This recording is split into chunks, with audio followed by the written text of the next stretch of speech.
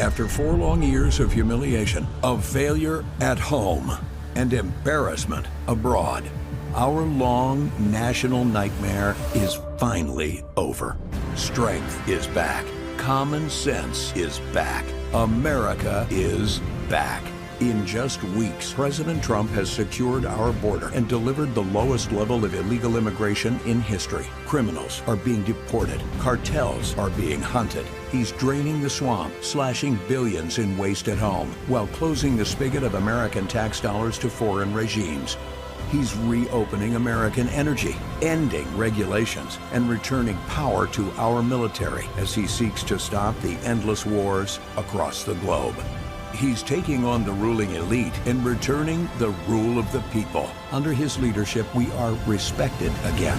Thank you, President Trump, for saving the American dream. America PAC is responsible for the content of this advertising. So how did you like that commercial, huh? Come on in, gang. One and all, great to see you here. Did you see that ad?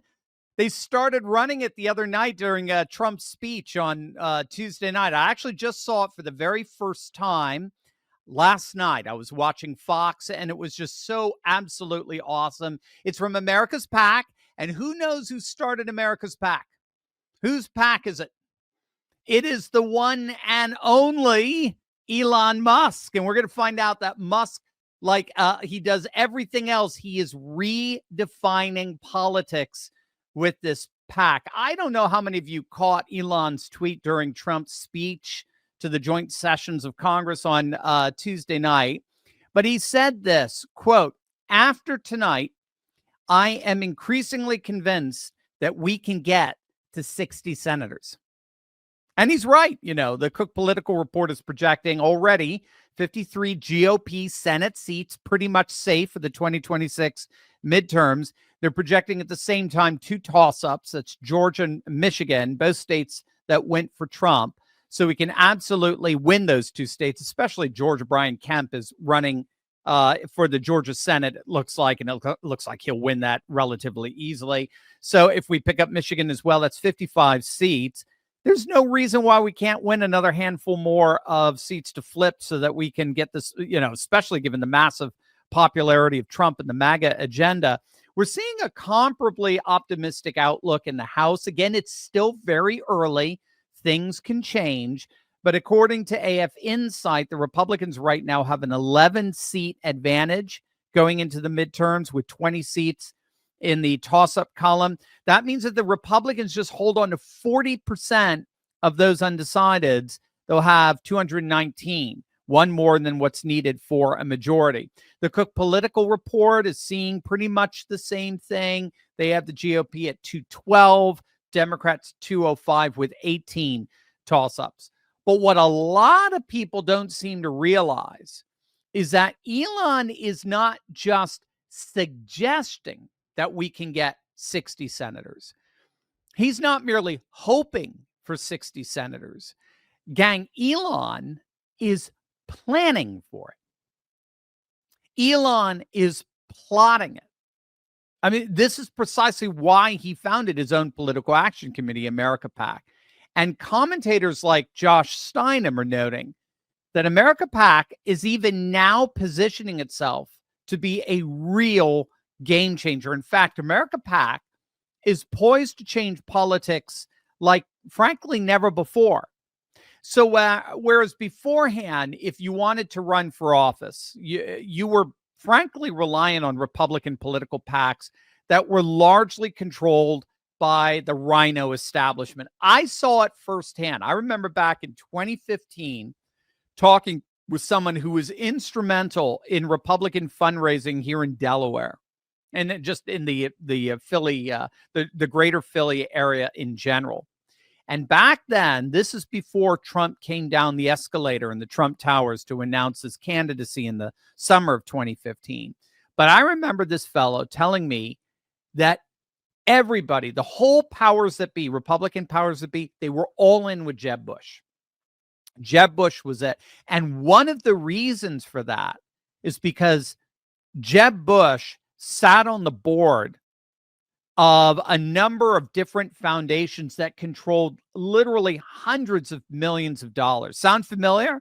right? I bet if we probed, I bet we could find a number of those foundations receiving USAID money or money from one of these several NGOs that, like ISI or something that served as slush funds for political special interests. But I remember him, this fellow who was instrumental in fundraising and Republican politics. I remember him telling me that already a number of movers and shakers behind the scenes in Republican politics, they were already planning on having a meeting with Trump back then to ironically convince him to stay out of the race so as to not interfere with or impede Jeb's chances at the nomination. Can you believe that? I mean, can you even imagine that? I mean, talk about just how truth is stranger than fiction. Now, keep in mind, this is before I started this channel. I started this channel in November of 2016, November 1st of 2016, literally 8 days before the big day, right? I guess 7 days, exclusive or inclusive counting, either one. But it was about a year or so before we started Turley Talks when I had this meeting. And I was literally watching how the backroom deals were being made. I got a front row seat of how politics played out back then. And it was clear, if you wanted to play, if you wanted to run for office, if you wanted to be part of the Republican team, you had to get the backing of these foundations, these PACs that were monopolized by the Bush wing of the Republican Party. And one of the ways that this establishment maintained that kind of monopoly over the party was that they maintained the databases that you were reliant on. These were databases of who lived in your district, how to contact them, along with, they also had the advisors, the advisor class, who could bring together the dollars and the data to supposedly help you win. And so campaigns actually spend millions of dollars to figure out who's in their districts, where they live, what issues they care about, and the like. But what's so key here is that all of this data that was maintained by these Republican PACs were ultimately geared, this is key, they were ultimately geared to maintaining and perpetuating the power of the old guard, the old rhino establishment, the Mitch McConnell wing of the Republican Party. Now, the problem, of course, is that these data sets were all old and stale. They were very lazy. They weren't kept up. They weren't maintained very well. It's the same, by the way, with the Democrats' data sets as well. Again, the establishment on both sides of the aisle has just grown fat and lazy. They've been relying on guaranteed income coming from all these NGOs that were awash in cash with our tax dollars. But now with the advent of the America PAC that just ran that ad, which you would never have seen with the old Bush wing or Mitch McConnell wing of the party. Now with the advent of America PAC, all of that has changed.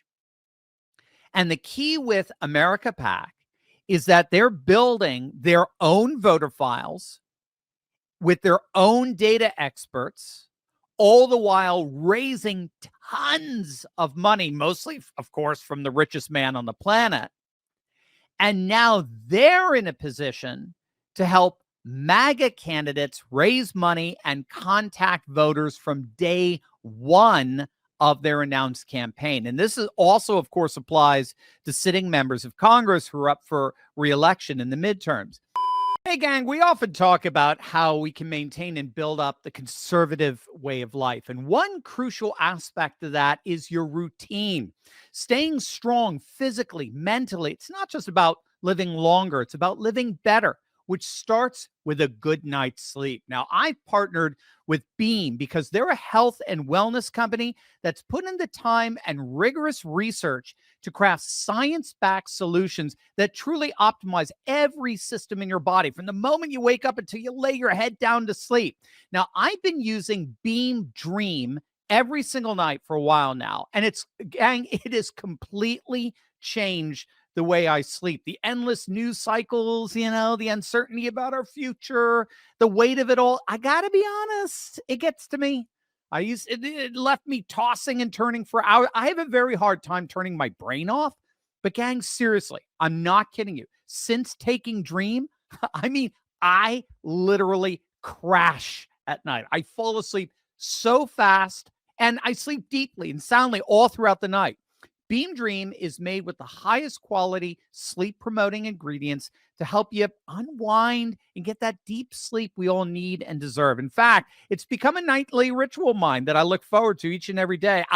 If I may make a suggestion, I love their brownie batter flavor. You got to try it with a little cream in there. It's beautiful. Plus, I never wake up feeling groggy the next morning. I wake up feeling rested and ready to give my all, making a huge difference in how I show up every single day. Right now, you can save up to 35% off with my exclusive Beam discount. Just click the link below or scan the QR code on the screen and use code TURLEY at checkout. It's time to stop letting sleepless nights hold you back. Transform your sleep and your day with Dream, because you deserve it, gang. Click on that link or scan that QR code right now.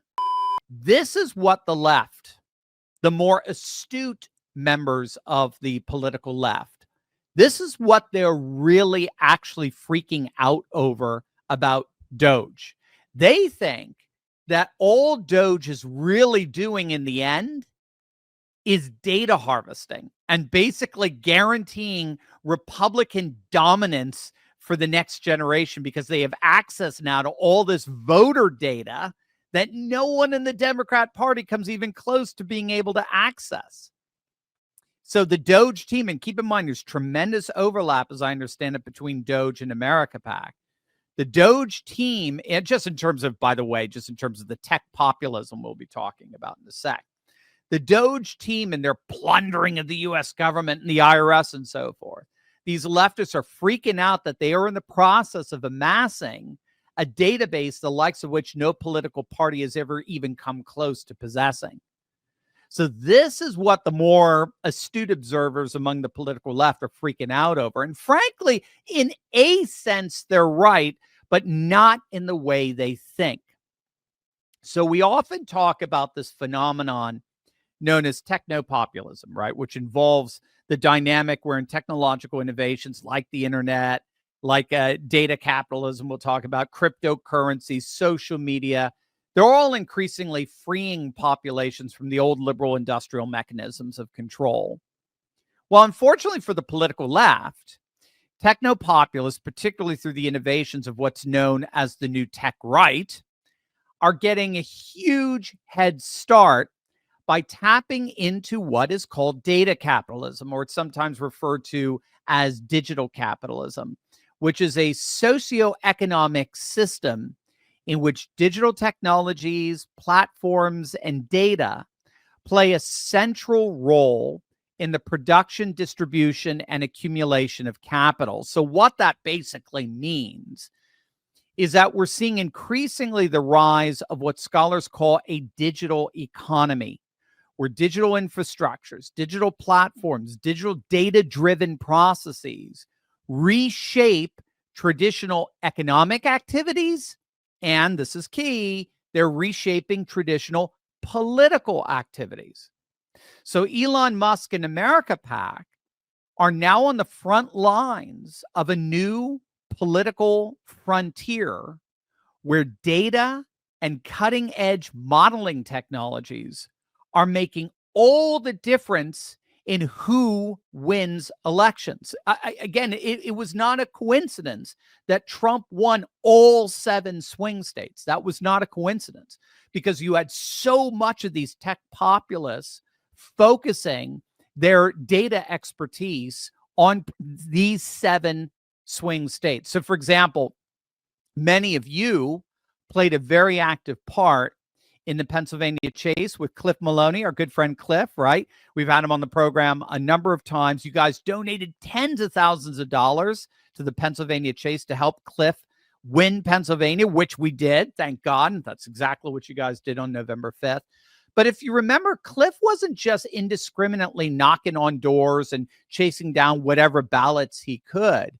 He had very hard strategic numbers he was working with. He had very clear data on precisely how many mail-in ballots that they needed before November 5th, from where, in what districts, in what counties, to ensure that Pennsylvania was going to go red on November 5th. That's the key.